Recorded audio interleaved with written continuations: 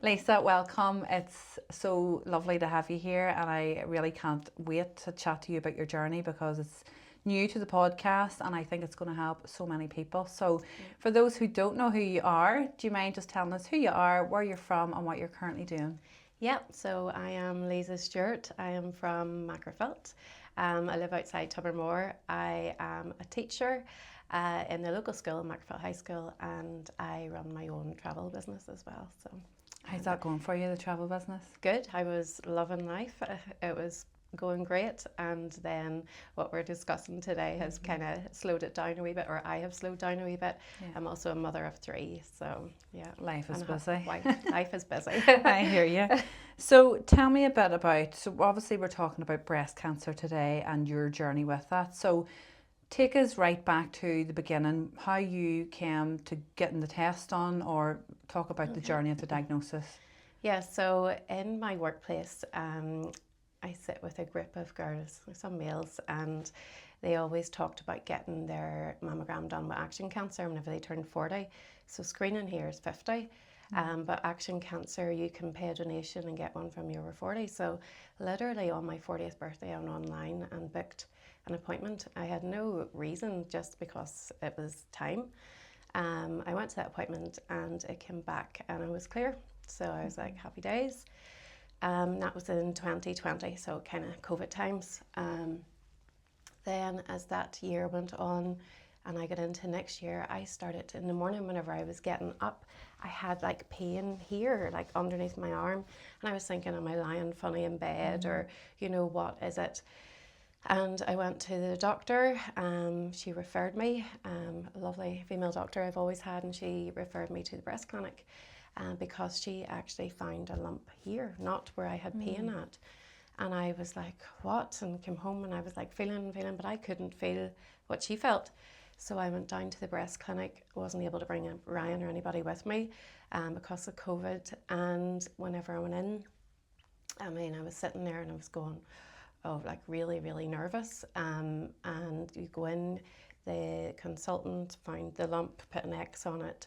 And then I went in and got a mammogram. And the mammogram was, they weren't really sure. It says, like, we're going to send you on for an ultrasound. Whenever you're young, a mammogram doesn't really pick everything up. So I got sent on for an ultrasound. And the ultrasound, they said, just wait a minute. So I went out to the waiting room and I could see a radiographer looking at a scan, and I was going, gosh, I hope whoever that is, like, it doesn't look good. Next of all, she got up, it was your own. she pulled me in and I was like, oh gosh. She goes, I'm going to bring in somebody else. And I thought, my heart was like pounding, and I thought, oh goodness, there's definitely something there. But they said, no, just dense breast tissue. They didn't think there was anything there and all. So I was right, okay, that's great, skipping out of the place, and thought, that's me, like, clears, that's 2 in 2 years.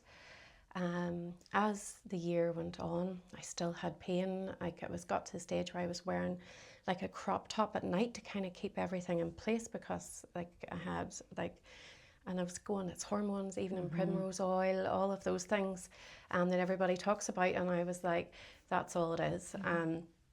And then that was 2023, and action cancer then, or 2022, was due another update, because they do it every 2 years. Once you're on their system, you go every 2 years.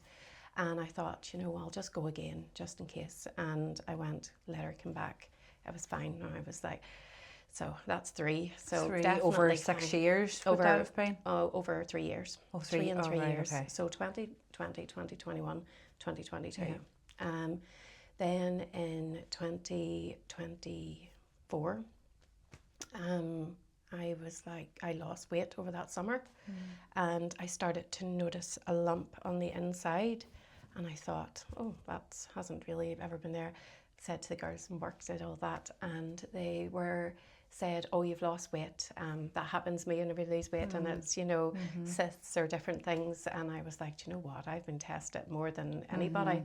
So I didn't rush to the doctors, like I really didn't. And I remember my husband going, I think you need to go and get that checked out. And I was like, yeah, it'll be the same as always, So I went to the doctor, and she says, Lisa, she actually read my last thing, and she said 3 o'clock there was a lump. They said it was, dense breast tissue. She goes, I'm just going to refer you back. And I was like, okay, that's fine. And between that referral, there was a long wait, and you'll hear about that in the news. Like, there's such a long wait. It's supposed to be 2 weeks, but that was in October. I still hadn't been called by Christmas, and then there was like a storm, and I was supposed to go to the jungle with the kids, and then it got cancelled, so they postponed it to the next Saturday. And Alton and Gelvin phoned me and said that they were trying to pick up people from Antrim because the waiting list was so long. And I said, well, you know, I'm actually going to the jungle tomorrow and I don't really want to miss it because I've been rescheduled from the week before. Didn't want to let the girls down. It was the last Saturday before Christmas. And I wasn't worried because I'd been there so many times before. So he says, Brett, that's okay, no problem, I understood. And we get another one soon. Next one came in, it wasn't to the 23rd of January. But during that time, during that whole year, I had tiredness that I couldn't explain, and people were saying perimenopause, you're tired. I went to the doctor, I had got bloods done, low in iron, all of this. I actually, one day in work at lunchtime, we were all sitting in a group, and I put my head down the table and fell asleep. And for the lunch, and the teachers were like, okay. And I would never do that. And they were like, oh my gosh, you must have been tired. I'm like, I'm falling asleep on the sofa whenever we were watching stuff. But I didn't put 2 and 2 together. That was like over the year. And then up until that appointment in January, I started to get like a sore chest. Like I could like feel something in my bones. And I thought, is it like a pneumonia thing? Or I had Gareth, a technician out of my work, and another teacher, Rose, we were like sitting in my room going, oh, I bet you have this or you have that. And none of us were going, none of us were thinking this appointment's coming up in January and it might be breast cancer. But I knew there was something wrong, but never did I think it was that.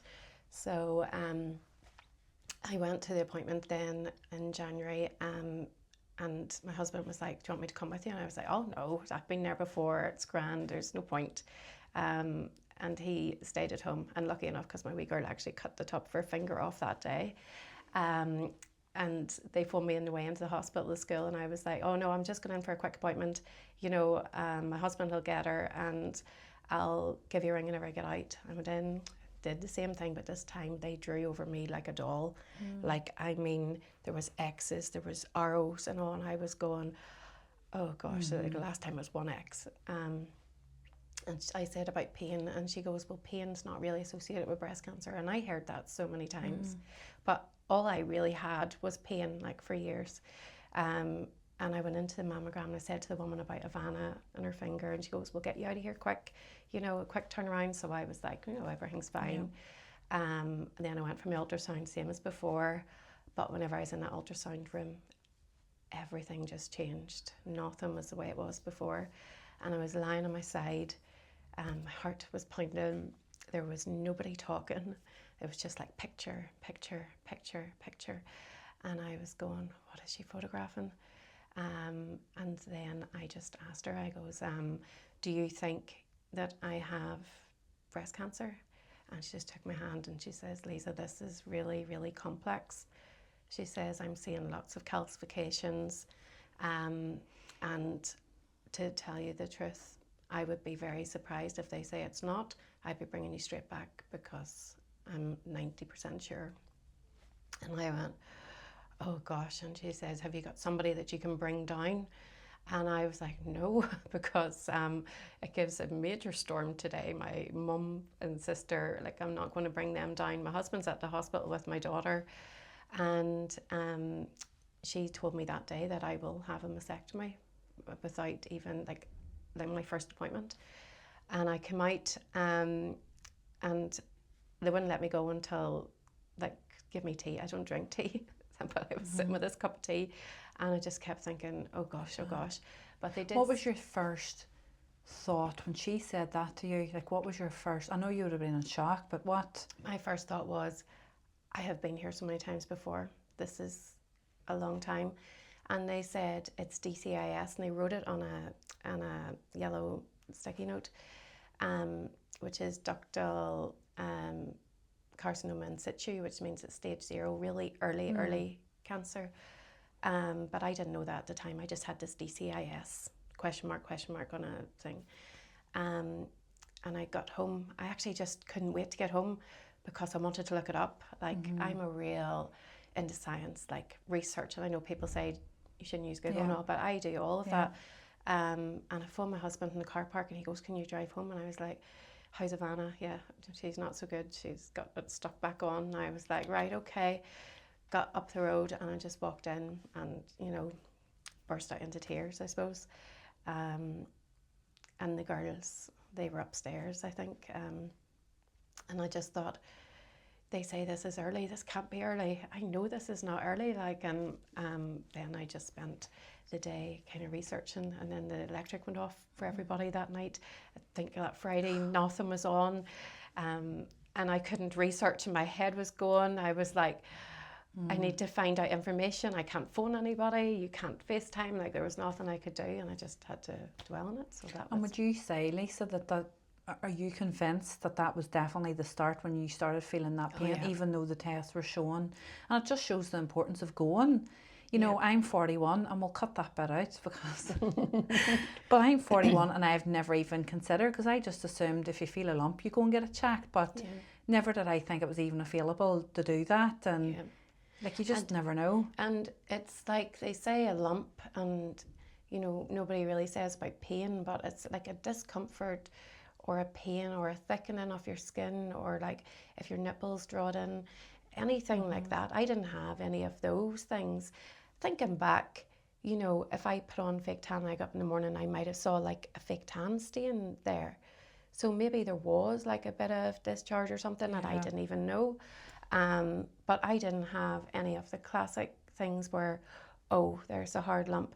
Yes, I got a lump on the inside, but even at that, it felt like, you know, like tissue, I suppose. Like, not really anything that caused me to go, oh, that's definitely breast cancer this time. But as soon as I found out I had it, everything just, I was like, I've been feeling, I actually said to the woman, I haven't been feeling well for months. And I thought it was perimenopause. I was tired. And she says, your body's been fighting a cancer like for a long time, and that's actually really draining. Yeah, my husband was saying I was so boring. I was sitting on the sofa, you know. But honestly, it's this age. I'm actually literally got my bloods done yesterday because I'm being tested for the same thing, and I'm having naps, and I've never napped before, and I'm low on something. Do you know what I mean? But it just makes you stop and think. You know, if you do feel like, because you know your own body, if something feels off, you know, investigate it. And and I like was sure that I've always been low on iron on and off, and you know, I had conversations with so many women, you know, this is the start of perimenopause and all, and I just never really put two and two together. Like, I'm 45 now. I was 44 when I got diagnosed, and I have no family history. Like, I'm the first person in my family to have any type of cancer. So it was never ever on my radar. And then I got that diagnosis. So yeah, I was just at that stage then I thought, you know, I'm going to put this out on my Instagram. I'm going to talk about it. I had a travel business for a long time. I was never able to talk about it online. I have never been able to talk about anything on stories. And I got this diagnosis and I was able to talk about it so easily. And I just thought, if I'm able to do that, then I need to do that, because something is making me be able to talk about it. And my husband was like, you're doing a talking story and all. And I was like, do you know what? It doesn't even cause me a thought to do it. And it's good to see that. I think that's even why I love having these conversations on the podcast, because there'll be somebody out there has maybe just found a lump or has discovered pain, or they're going through exactly what you've gone through, and they hear how you've overcome that and how you're dealing with that. So that'll lead us into the next question. And like, are you out of treatment, still going through treatment? Like, what does that look like? No, so whenever I found out I had cancer, then I had to wait on the biopsies to come back, and the biopsies came back positive. The lymph node one was indeterminate, so they didn't know.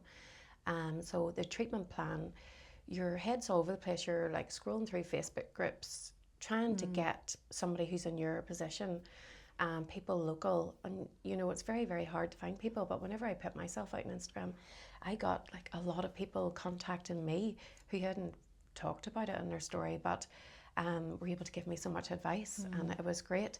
So I didn't know what my treatment plan was going to be. I had to wait 3 weeks for my results, and every day I was like, what have I got? What type have I got? And there's actually 8 different types of breast cancer. And they're all treated completely different. So whenever I had them all researched and all, whenever I went into my oncologist, or not my oncologist, my surgeon consultant, and I was just waiting to find out, what type. And he said I was hormone positive for estrogen and progesterone and HER2 negative, so it's a protein, and grade 2. So hormone positive is one of the most treatable breast cancers, and it was very high for both of them. HER2, if you have HER2, it can mean it's more aggressive, but again, they've got immunotherapy for that, so it's really treatable. I was HER2 negative and grade 2, so a really slow growing cancer. And I was like, how have I ended up, in this situation if this is not aggressive at all? So he said to me, we need a mastectomy, we need it done quick. Really. How did that feel? Like as a female, for your confidence, and like what was your thoughts around that? Well, I know my thoughts was like, take it off, take both of them off. And they were like, we would never remove one that is not diseased unless you had genetic testing and you had the BRCA gene or something else, some other mutation. But I wasn't even getting genetic testing because there's no family history. So I was more or less like, no, it needs to go. So, and I know not everybody feels like that, but I was more like, if it's gone, then it's away. So as he said to me, surgery is curative. If I have surgery, they're hoping that that's the cancer gone, unless it's in lymph nodes, and then it goes down another. So you're always waiting on a result to get you the next stage of your path, and you never know your end part until you go through like all these stages. So I had the mastectomy, and I was really shocked because I had in that morning, and Ryan came with me, and I just thought that he would be with me. Like I've had C-sections before, and your husband's there, and I've never had anything else. So I thought he'll be in with me, he'll be with me all day. I'll go down to theatre, I'll come back. And I got there that morning, and they were like, okay, you can go. And I was like, where's he going? And they were like, it's just you, Lisa. Well, I just thought, oh my goodness. I went in, had to text him, can't believe you had to go and all. And I suppose looking back, I wasn't going to have a baby, you know what I mean? I know, It was, but that was in my head. I had my mastectomy, and it was a lot easier than what I thought it was going to be. Afterwards, my pain level was minimal. I was on paracetamol, I was at home an hour and a half after I woke up. There was very much, I actually phoned my husband and said, like, I'm getting home, you can come down for me. He goes, put the nurse on, because he didn't believe me. And she was like, no, she's fine, she's eating and all. I was eating all around me. And there was this man, I don't know what he was getting done. It wasn't just everybody getting mastectomies, but he was being sick and all, and he couldn't get out of bed. But I was sitting up eating, like after you have a baby, you're toast, like, I'll get toast, and I'll get home. You want to get home. So I was like, I'm going home. And they sent me home, and I got home and got into bed, and like my healing journey was really, really good after that. I healed very, very quickly and very, very well. So I suppose people have fear. It's a big operation, but realistically, I probably had a worse time with C-sections afterwards. I got complete lymph node removal as well, because my lymph nodes were positive. And then waiting on the results of that, it came back that I had 3 out of 16 positive lymph nodes, so it started to spread. Oh dear. And at that stage, I was like, this is like the worst. I knew 3 out of 16 was good, because they do it like 1 to 3, 4 to 8, 9 plus. All of those are different stages. So I knew in terms of where it was at, like that was a good case scenario. I knew then I'm going to get chemo, and I thought my girls were booked Disneyland. Santa had brought it to Christmas before. My husband, I cried a wee bit that day. Like, there's very few days that there was tears, but that was one.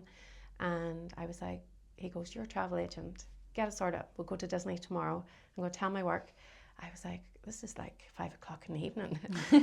And I was like, do you know what? Yes, that's enough of the tears, whatever, let's do it. So got the flights booked, got everything done. And then we told the girls the next morning, right, get up, let's go, we're going to Disney today. We didn't have the t-shirts, we didn't have the ears. I had none of that organised yet. But you know what? It was brilliant. It was absolutely like the best holiday. And the girls loved it. And then whenever I came back, it was like back to tests. I had to go for a full body, CT scan from here, because the breast cancer spreads. It's more likely to go to your bones, your lungs, your liver. And that was nerve-wracking because I thought this could have spread. And they're not knowing. It's that being on that journey, like you say, you can't see ahead, and you can't, and you're just waiting. Just constant worry. And at every stage I'd had so far, there was always something else. Yeah. So I kind of thought, oh no, please. And I went for the full body bone scan. Took ages, but CT scan was very quick. And then I met my oncologist, and that was like when you moved to Laurel House. So I have never been back to that breast clinic since. Everything was moved to Laurel House, and that's whenever having cancer really hit home, because that's whenever you go in and you see, the bald heads, the sickness. Everybody in there is having chemo. Yeah. And at that stage, I was like, oh, I really do have cancer. I think up to then I was Magherafelt trials. But there was something very comforting of being around people who all had the same thing. And in many ways, I was told I would have 6 sessions. And she told me that day, just dropped into conversation. I was like, what about the CT scan? She goes, oh yeah, it's clear, it's fine. I was thinking, like, I have been worrying over this. Sorry, I probably just touched my mic. I have been worrying over this for a long time, and you've just dropped it in there that it's clear, it's fine, or no evidence of disease is what they say. So I was just like, oh, that's fine, right? Everything now is like preventative, nothing to measure, everything's gone. So I just have to get through this. And it's different, I think, for breast cancer, because if you have different types of cancer, you're doing chemo and then you're checking if it's working. Yeah. There's no checking if it's working. Mine was a tick box. It's to stop it coming back. Okay. So, yes, I had 6 rounds of chemo. I had radio. And what was the period? Like, how long was that course? So she said to me 6 rounds, 1 every 3 weeks. Right. And that would take me from April through to August, as long as I didn't have any setbacks, like sickness or anything like that. And I was like, okay, that's fine, let's go with it. My first one was after Easter, and I came out of there with a checklist before chemo. It was like, I'm going to lose my hair. And that was one of the things whenever I told my son, who was 18 at the time, whenever I had cancer, I went down and told him. He knew I was going for the test that time at the end of January. And I was like, I have cancer. And his first reaction was, are you going to lose your hair? And I always had long hair like this. And I was like, no, I don't know. And then whenever I had the cancer, I went home and was like, yeah, I'm going to have chemo, I'm going to lose my hair. And I could see that actually really annoyed him. But I was like, I need to get my eyebrows microbladed. I've never had that done. So that was like number 1 on the list. I need to get, a night out with the girls. Like, we need to do this because I mightn't be out for a long time. And all of these things just was like tick, tick, tick, like, let's go away with the family. So we went to a hotel in Donegal. The whole family went. But I love, Lisa, that you automatically, right, brows, nights out, whereas some people might just be like, thinking the worst, and sitting in that, and I think that's why your story's so inspiring. So yeah, my mindset was always like, I'm a very logical person, science person, and very much like, this has to be done to give me the best chance later. So, but what do I need to do before I go to that? And like that Saturday, like, I have friends who are hairdressers and different jobs, but you know what? Every single one of them was there that Saturday to go to Belfast. We went out for dinner and stuff, like had a few drinks and stuff, and then they presented me with a card with all this money for my microblading for my eyebrows. Aww. Well, I welled up and I was like, oh, you know, You got me as going. well. Strips on. I know, it was like that stage and just seeing all them, and like I had such a great night. I was the last one home that night, and I did go into the toilet once and had a wee cry, not in front of them, and there was a girl beside me at the mirror, and she was like, "You okay?" And I was like, "I've actually got cancer, and I'm going in to have chemo and I'm having the day out with the girls." And she was like, "Well, do you know what? You go out there and you have your time, and you go out and you enjoy your day, and you know what? I don't know who the woman was." And I was like, "Yep, let's go." Yeah. Straight out, enjoyed the rest of the day. Went for my microblading with Lorraine, and then went and had my family weekend at Donegal, which now my girls think we should do that every Easter. I'm like, no, that was the one off. And yeah, just chemo came after that. And in fairness, the chemo day one, I was so nervous because everybody tells you, and you see it in the movies, you know, so sick, can't get out of bed, bald, like, you just think, what am I stepping into here? And whenever I went down there that day, you know, I didn't have a PICC line because they prefer not to give you a PICC line for 6 sessions if you can get away with it. So I had good enough veins. I don't have good veins now, but I had good veins then. And the little nurse who gave me the first chemo, which is a red devil, they call it, because apparently you're very sick with it. And I was like, okay, got that. She actually had chemo herself whenever she was younger and had been through all that. And then now she was a chemo nurse and she's been sick all her time. And she was like, "You'll be okay. Like they have so much stuff and all now." So I just put my trust in her. I was like, "I'll be fine." Went home, went for McDonald's afterwards actually. Thought, I'm going to eat now. What'd you eat? I had do you know what? I had a kids meal. But I had a cheeseburger kids meal. And I went for that night because I anticipated being very, very sick. And I got that feeling later on that night. The next day felt yuckish, I would say, you know, like not really terrible, but just not like a bug nearly, but not being sick, tired in bed. I then had the injections that boost your white blood cells. They caused me bone pain, like I took paracetamol for that. And then that was the Friday, Saturday, Sunday, wanted lollipops all day because your mouth goes really dry because, you know, your hair falls out, but it's any cell in your body that's fast growing. So that's your hair. That can be some parts of your skin, your mouth, your taste, your lips, you know, like your nails, anything like that, chemo affects. So your mouth becomes really, really dry. And then on Sunday evening, with a flick of a switch, it just left me. And I was out walking and that was me. And I continued on with life, got the girls up for school, did all that for the next 2.5 weeks until session 2. I was always out walking every day. And I think the girls helped me because whenever I came round on the Sunday, my youngest, Ivana, she's like, "Mum, are you sick today?" I was like, "No, not today." And she was like, "Thank goodness, because I can't actually be bothered looking at you lying around anymore." And I was like, "It's fine, I'm okay today." But you know what? They just kept it real. Like, you know, let's go, let's get up, go. And chemo was nowhere near as bad as what I thought it was going to be. You had shared in your story when we were talking beforehand that you had lots of friends and family praying for you.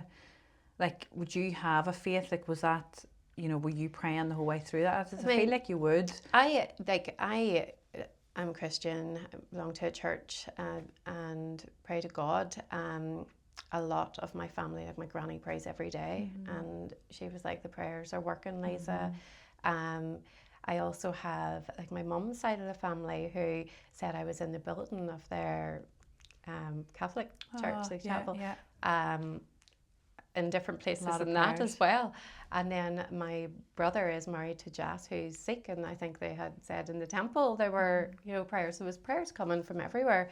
I mean, I would take any prayer of any kind Yeah. at that stage. Yeah. But I am very much science-based as well, and I trust the research and the science that's happening. Like, you know, whenever I was donating to cancer charities, I never really thought about it. Yeah. And now I'm like, you know, the ones that helped me, who really stuck out, Charis and Breast Cancer Now, and Action Cancer, Pretty in Pink, like there's a lot. You're giving money to cancer research. They're finding new stuff every single day. And Breast Cancer Now are finding new treatments for stage 3, stage 4 early. And I never really thought about it like that before. So I was very much trusting the process of the oncologist, but I suppose the faith side as well, like just take everything you can get and use it all. Yeah. And then the hair loss, what stage did that start happening, and how did that make you feel? They told me it would happen between day 14 to 18 or something like that. So, I mean, on day 12, I had got my hair cut up before that. That was just before I went away on the weekend to Donegal.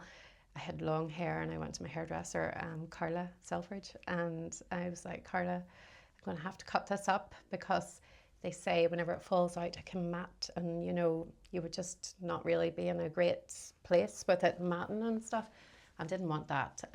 So she was like, right, we'll cut it up. I showed her a few pictures, and yeah, she put it in like about 8 ponytails and cut them. And I said I was going to donate it to Little Princess Trust. So she cut them off and all, and I got my hair short, and I didn't love it, like, I have to say. That was already the start of a change of identity. I couldn't really look at myself, and I was like, and people were going, oh, you suit it, and maybe I did, maybe I didn't, but it wasn't me. My long hair I always had. And then after chemo, like day 12, I still had that full head of hair, and not everybody loses their hair. And I was going, do you know, this is the thing. But in fairness, your hair falls out in the other parts of your body first. And I was more shocked by that. And then day 16, it was just like, if I literally touched it like that, it was just coming away. And your head gets really, really sore. Like, you know, like if you wear your hair up in a high ponytail and you take it down, you're like, oh, that's like all over your head. So I just said, right, let's do it. We need to shave this off. My husband is bald, and I shaved his head all the time. We had the clippers and all, but he's bald, but he has like hair around the back. So we just made a family of it. I sat there. We had Ellie around, my son's girlfriend, because she's a hairdresser. My husband's very used to shaving heads. Son, the 2 girls, they thought it was brilliant, hilarious. Annabelle, my middle one, who was 9, she was like, are you going to look like a Karen? And I was like, I don't know, what, a Karen? What are you talking about?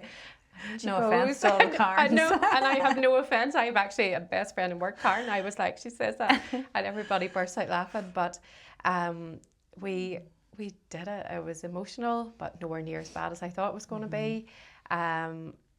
Like afterwards, the hair was all there. We videoed it. I put it on my Instagram, so it's always there. I want the girls to look back on videos on Instagram, and you know, I'm not sure the youngest will really remember all of this. The middle one, she will, but I needed to document it so I can go like that so many years. And yeah, we shaved it off, and I actually felt like G.I. Jane. I'm not joking. I was like, you know, I felt buff with this haircut. Like, I'm a very, wouldn't really say about a ghost, but with that haircut, like the shaved head, I felt like, you know, tough. Like, so, you know why people say they wanted to take control? I mean, look what you've went through. Yeah, you are tough. People want to take control, and I see that, because see, once it's gone, you're talking about a relief that comes off your shoulders, because you don't have to like see it coming out, and it really is a relief. Like, and I know some people can't deal with it, but with me, it was like, this is what I'm going through. This is it. And I would say, as a female, like, I can't imagine, because I haven't been through it, but you would nearly prefer to get the operation and lose your hair, because your hair is your identity, isn't it? Yeah. And it's, I mean, I could wear a prosthetic and cover this up. Your hair, that's it, it's gone. And I went out the next day, actually it was a Sunday, went for a walk around Patrick, really warm, sunny day. Sun was beating off my head. I thought, I didn't put sun cream in this. This is roasting. I didn't realise how much your hair. And I thought to Ryan, I need to go back in this car. I'm going to get burnt. And like he had always said, oh, I need a hat, it's cold, you know, and on a cold day, I mean, it would. And were you confident enough to go out with the bald head? Did you do wigs or anything? I had wigs, but you know what? They annoyed me, and they weren't me. They were no more me than, you know, the bald head was. My dad, I could see people looking at me with the bald head and they didn't like it. Like my dad, you know, he actually said to me on FaceTime once, I don't know what to say to you, it's so silly looking. And then I think he felt bad for saying that. And I was like, it's just typical. Yeah. You know, I went to lift mum one day to go to Charis, and up there they give me lovely like facials, and the women up there, like the woman had been through breast cancer as well, and Naomi, she was so lovely. But I left it with my mum, and she goes, oh, no wig. And I was like, no, I'm just going bald. And she went, oh, right, okay. And, you know, I think maybe she didn't accept it, but I was confident enough. I was just, you know, this is just the way it is. Because when you see somebody and you know what they've been through, it's almost like you can see the sickness then. Yeah. And whereas when you've a wig on, it's kind of hidden. I know. It is hidden, but I just felt like not myself with a wig. Whereas if I had my makeup, I wouldn't have went anywhere without makeup on. Like it was on every single day. I was off treatment no matter what. I had makeup on. And whenever I was up in Charis, they wanted me to do an article for their brochure that they put out. And they asked me whenever I come out of treatment one day after facial, no makeup, like a bald. And my mum was with me, and they said, how would you feel, Liza, about, you know, talking and taking a picture or whatever? And I was like, oh, yes, that's fine. I have no problem with that. And she goes, we take it today. I was like, oh, no, I can't do today because I don't have any makeup on. And she was like, oh, you know, we really like the baldness if you were in that because it shows people. And Mum was like, oh, yes, no, Liza, you look fine. You look fine. You know, I was thinking, gee, asked me in the car on the way up where my wig was. You're telling me I look fine. I was like, I'm really sorry, but I really need to put on makeup. So as long as I had that on, I was fine. But baldness, it's just part of it. And some people, like I did all them head coverings. I tried to learn how to tie them. And some people look amazing with them, and I think, oh, I'll do all this. I have a drawer full of that, and I'd never wore one of them once because it just wasn't me. Yeah. And I didn't actually mind being bald. Whenever it started growing back grey, I didn't deal with that very well. And so, talking about your journey, then you've obviously young children. Was there any time you felt through that journey that I'm a mummy here, and the fear had set in that? You know, because you says the caught it was starting to spread. If you hadn't went for them tests, where you would have been, and it's that. I think that's the scariest part about the C word of the cancer. It's like you have children. I know, and there was plenty of times, you know, a dark thought would come in. You go, oh gosh, you know, am I going to be about? How bad is this going to be? I know I've had this a long time, and then, you know, as soon as they come into my head, I just put them out, went and did something. Yeah, because you needed to stay positive. And I couldn't let myself go down that route. So in my whole time, I never really thought that would happen to me. Like, I never really let myself be like that. I was very much, everything here is preventative. We talked about cancer every day around our house, around the kitchen table. Sometimes my prosthetic was lying there because I was getting used to it. I was sitting, you know, you come in through the front door, just normal. Or somebody came to deliver a parcel, I'd run and look at it to put it in. You know, like Amazon Prime people coming to the door, and I'm standing there with no hair and stuff, and they were like, oh, yes, okay. You know, other people's reactions, but in our house, cancer was just, the kids talked about it. My son, my husband, like, we talked about it openly, and my daughter, like, she started making bracelets actually in school, and she was selling them in school, and I was like, Annabelle, you can't do that. You're not allowed to sell in the school. This is not allowed. She goes, but it's for charity. Oh. And then I sent a message to her principal, and he said he was very aware and that he was delighted. And she raised, over £300 for Charis, just selling these bracelets and really got into that. And I think that helped her because she was like, that helped her deal with it. The younger one was like, oh, chemo, oh, it's a chemo day. She didn't really know a lot. And she would quite often like put her hand in and go, is that not going to grow back or anything? I'm like, no, it's not going to grow back. Just young, That's it. doesn't Didn't understand. And my son was probably the one I worried about the most because I know he's like me, he researches everything. And that's another reason why I put it out on Instagram, because if I put my story out there, there was no, oh, she's got so long to live or she's got this or she's got that, especially whenever you're in a school. Pupils want to know and they want to find out. So the more I talked about it on my story, it meant that everybody knew and they didn't have to ask my family how I was. And people were like, I'm sorry I didn't get in touch, but I felt like I had because I'd watched what you said and I was happy enough with that because then I didn't have to update. It's good. I actually remember coming across your page and I don't know you, I went to the high school but not in your time, and your sister Aisling, I trained her. She does the lashes and the beauty, and it must have been through her page. And I was so touched by it because you always put yourself in that position. If that was your sister or your, and we've had it in the family, and I've done the prayers, and it's we've overcome it, and it's been amazing. But it's a tough. And I you never think it's going to come. I did feel for Aisling because I think for my family, like I was strong or whatever, but. They kind of had to be strong around me, and Aisling and I are criers. Like, if I saw somebody who I didn't even know doing something, the tears would be flooding me. But for some reason with this, it wasn't like that. And she said the same. It was like, we kept going. Now, after radiotherapy, I walked into her house and she had this big balloon. She loves balloons with balloons and balloons, and I was like, Liza, you did it. And this box of all this pink stuff, and because that was the end of the active treatment, the radiotherapy, and everybody was there, and I was kind of like, oh, goodness, right. It was quite emotional, but there was times I got, but beyond that, it was very much, it was like a job. I had given up teaching. My job now was cancer, and every day was cancer. And that's how, like that one appointment in January, just my life has never been the same again.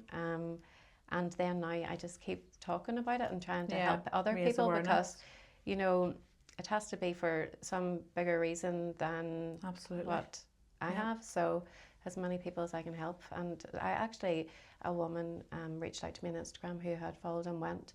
And she found out she had cancer, and that was because she had watched my Instagram story. I think your pain's your purpose, and you sharing your story is definitely going to make women think. How did it feel ringing the bell?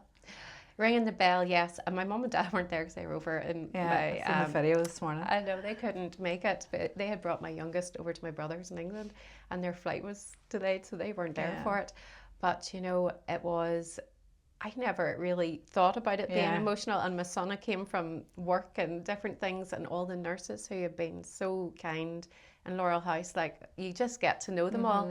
They came down, and actually the breast care nurse that I found out the day I had cancer, who followed me through, she actually changed job to the chemotherapy ward, and she was there all through my chemo.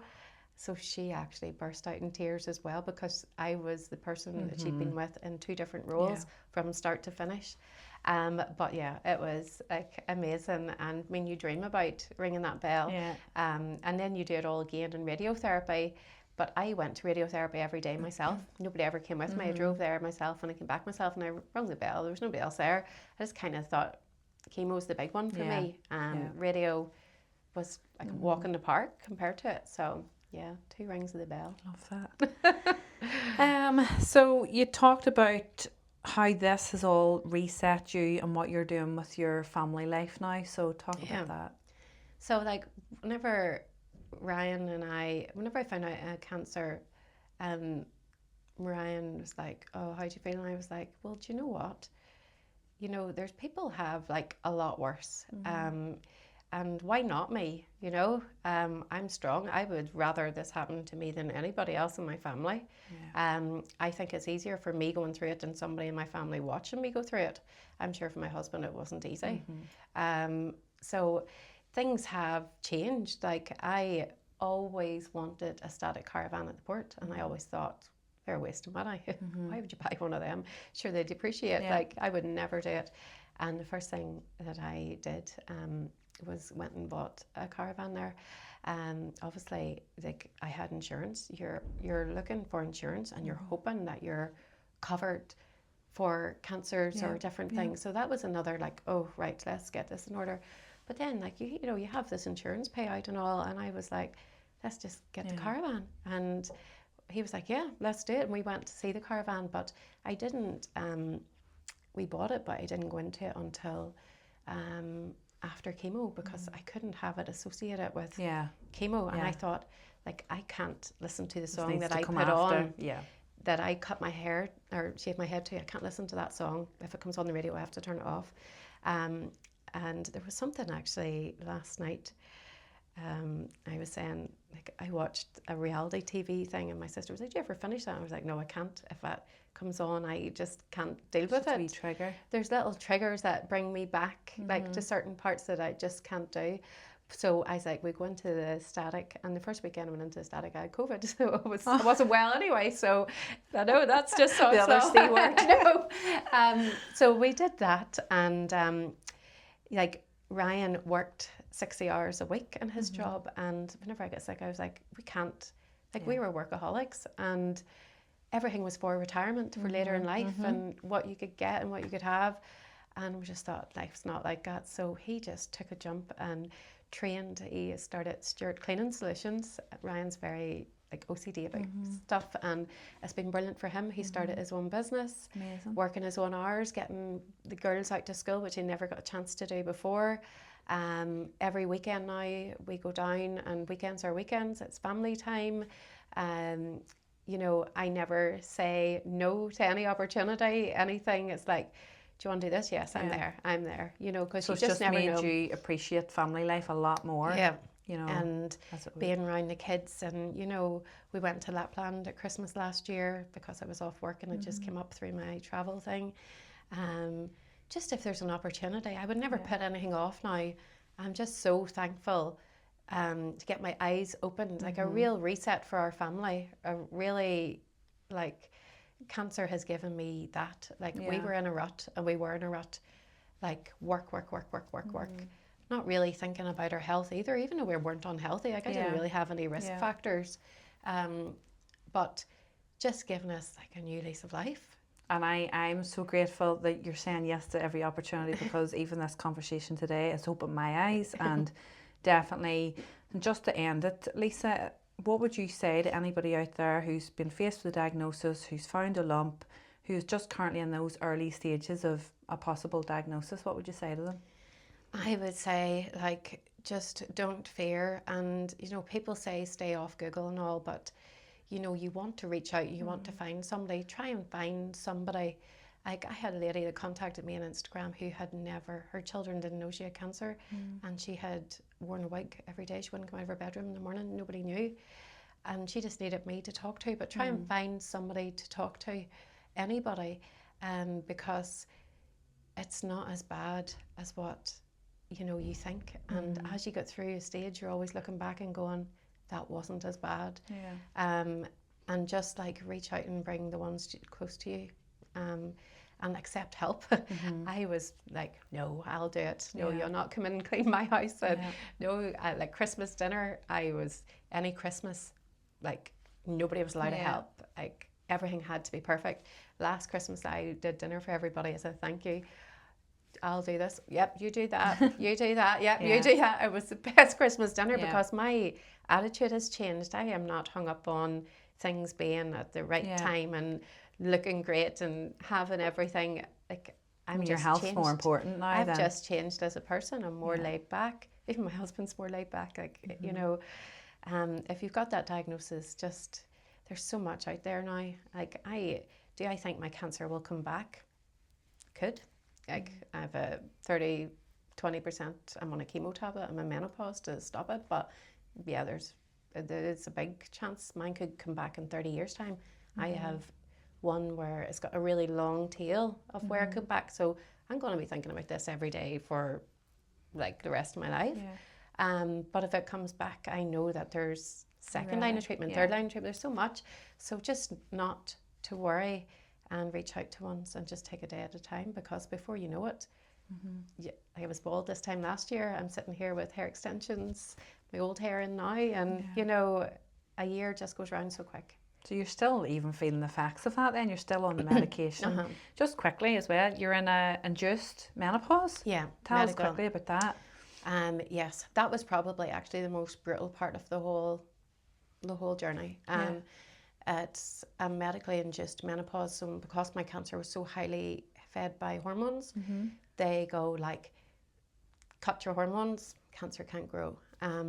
Which sounds great on paper, but whenever they give you an injection, an implant, it stops your ovaries working, puts them to sleep, and then so in 6 hours you're basically postmenopausal. You'll never have a period again or anything like that. And then I take a tablet, because whenever you're in menopause you put on weight, and the reason why people put on weight is because their fat produces estrogen that your body needs. I take a tablet so that my fat can't produce any of it either. So it's like, it's not even like a natural one where they still have estrogen. It's like a flat line. That day that I was put into that rank, coming from work, I shouted at Ashton for leaving clothes in the bathroom. I think, like, roared at him. I was full roaring at the effects kids. of menopause. Oh my goodness, like I was sweating. He came in, I burst out in tears, and I was like, I can't do this part, I can't. And he was like, you can, you've done every part so far. And I just picked myself up, and you know what, it has been okay. I get the hot flushes. If you come into my classroom, I always had a heater going. I was always freezing. Now you come in, the windows are open, there's no heater. So yes, menopause was probably rough, but I'm now, that was last September I was put into that, and now I'm kind of like, you know, this is, I'm on that for 10 years. By the time I come out of that, I'm 54. If I haven't went through it naturally, I have to go through it again. So that's just part of it. The chemo tablet, 2 a day for 2 years. It's really, really good for reducing recurrence. It's got a lot of side effects at the start. I had to get a dose reduction, but now the side effects have really settled in it as well, and it costs the NHS a lot of money. And like, my cancer was 13 centimetres, was big, like it put me into that category. So I was very thankful that I got that, actually, because they have thrown everything at me, and I just take it all, and I just think, you know, I have to do this. Like, there's no point in feeling sorry for myself. This is the new life, like. So, and in many ways I feel better than what I did before I found out. Anyways, I'm tired. Probably more life in me now.